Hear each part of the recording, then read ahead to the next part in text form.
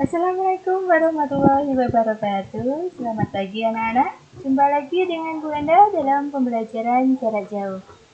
Pada pertemuan ini kita akan belajar tentang masuknya bangsa Barat ke Indonesia. Tetap semangat anak-anak, tetap belajar meskipun dari rumah. Selamat belajar.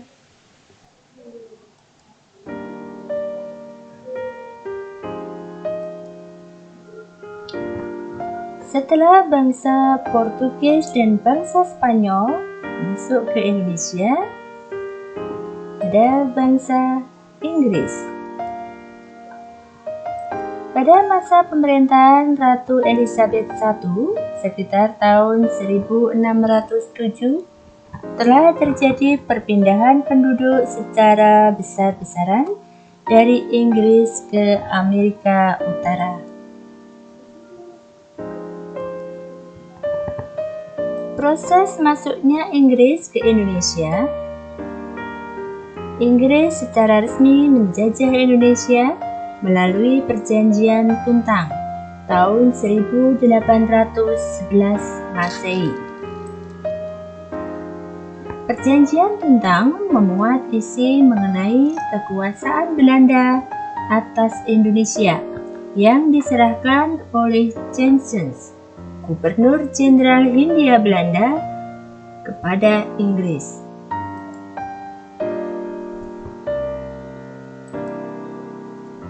Dampak kedatangan bangsa Inggris ke Indonesia, diantaranya timbul kebijakan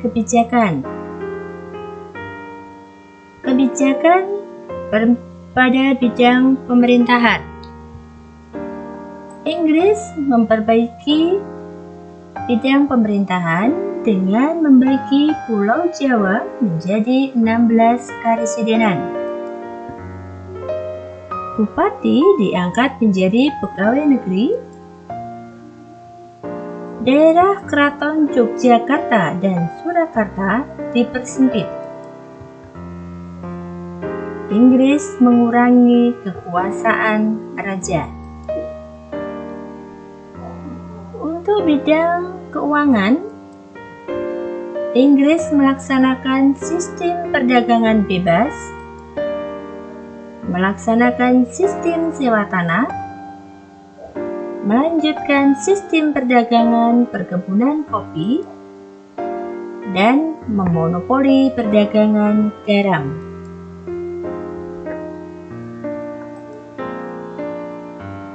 Untuk tokoh-tokoh penjelajahan bangsa Inggris,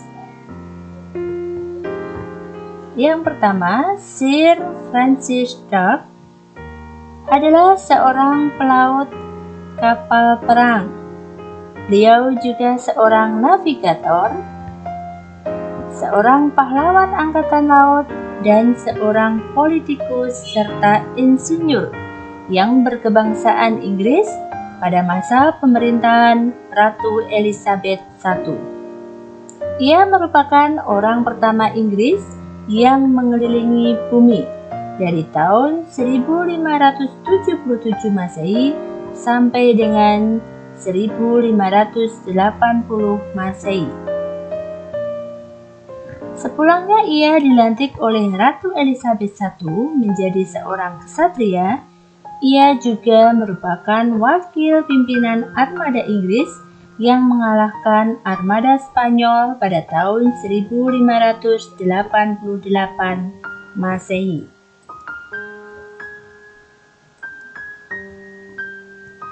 Yang kedua, Sir James Lancaster. Pada pelayaran tahun 1591, Lancaster berhasil mengadakan pelayaran sampai ke Aceh dan Penang.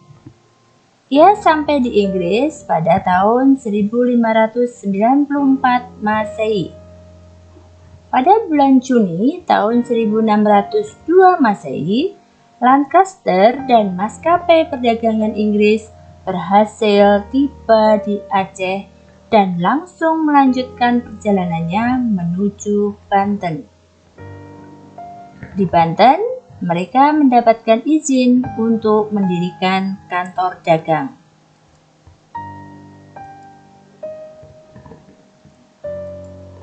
Yang ketiga, Sir Henry Middleton adalah seorang berkebangsaan Inggris yang hidup pada tahun 1604 Masehi. Di saat itu, ia membawa 4 kapal tua ke Nusantara, yaitu ke Ternate, Tidore, Ambon, dan Banda. Kapalnya pulang membawa lada, namun ada salah satu kapal yang tenggelam. Kapal yang lain berlayar sampai ke Kepulauan Maluku dan bisa pulang membawa rempah-rempah.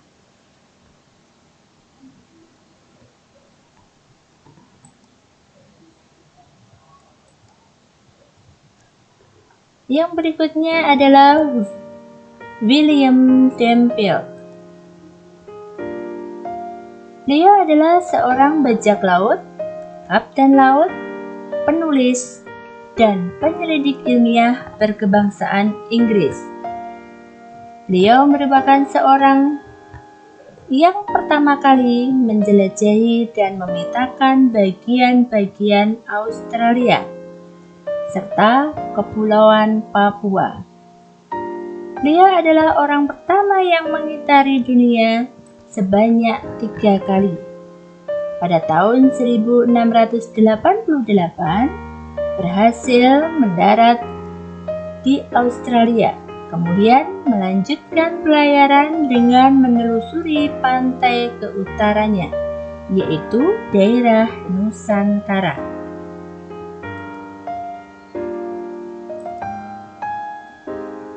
Selanjutnya adalah James Cook. James Cook adalah seorang penjelajah dan navigator Inggris. Ia mengadakan 3 perjalanan ke Samudra Pasifik dan berhasil menentukan garis-garis pantai. Beliau orang Eropa yang mengunjungi Hawaii.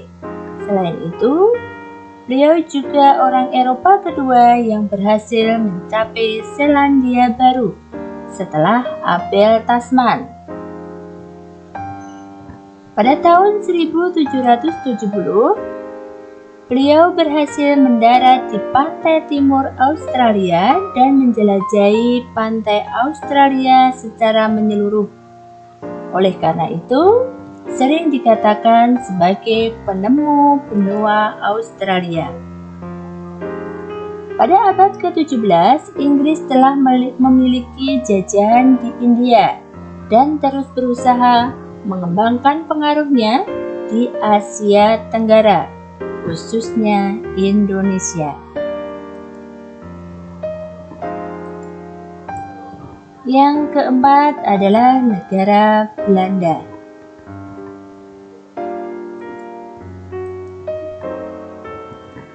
Biasanya para pedagang Belanda membeli dagangan rempah-rempah dari Portugis di pusat pasar Lisabon. Namun, setelah Lisabon dikuasai Spanyol, Belanda mencari jalan menuju daerah penghasil rempah-rempah. Walaupun di situ Portugis berusaha merahasiakan jalan ke pusat penghasil rempah-rempah. Akan tetapi, Belanda berhasil menyusul Portugis dan Spanyol menuju Nusantara. Berikut tokoh-tokoh penjelajah samudera dari bangsa Belanda.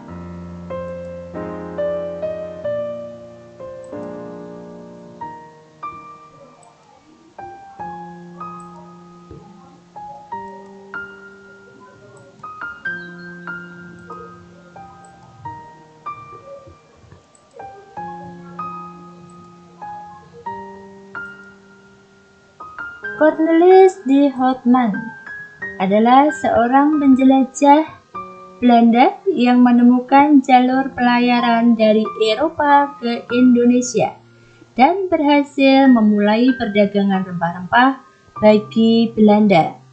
Pada tahun 1592 Masehi, Cornelis de Houtman dikirim oleh para pedagang Amsterdam ke Lisabon untuk menemukan sebanyak mungkin informasi mengenai kepulauan rempah-rempah.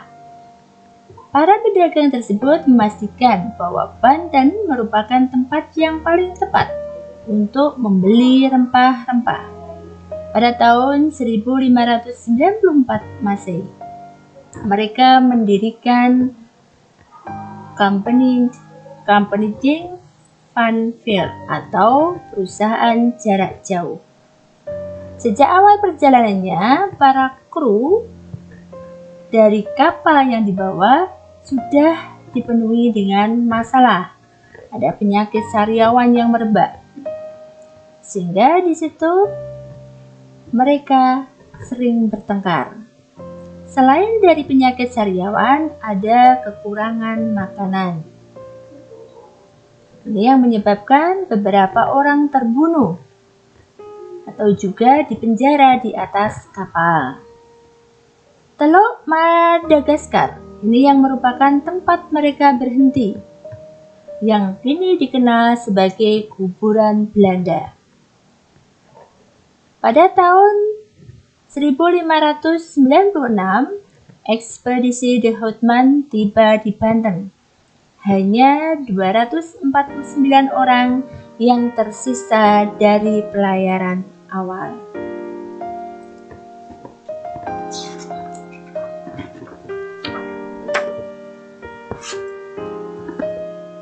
Selanjutnya, Jacob van Eyck berhasil mendarat di Banten pada tanggal 28 November 1598 dan berhasil mendapatkan rempah-rempah yang banyak, sehingga banyak pedagang Belanda yang datang ke Indonesia. Atas usulan Johan, dibentuklah Kongsi Dagang Belanda pada 20 Maret 1602 yang diberi nama VOC. Adapun Gubernur Jenderal yang pertama yaitu Gubernur Jenderal Pieterboth. Tujuan dari pembentukan Kongsi Dagang ini adalah menghindarkan persaingan yang tidak sehat antara pedagang Belanda sendiri. Dalam menjalankan tugasnya, VOC memiliki hak khusus yaitu hak oktroi atau hak untuk dapat bertindak sebagai negara sendiri.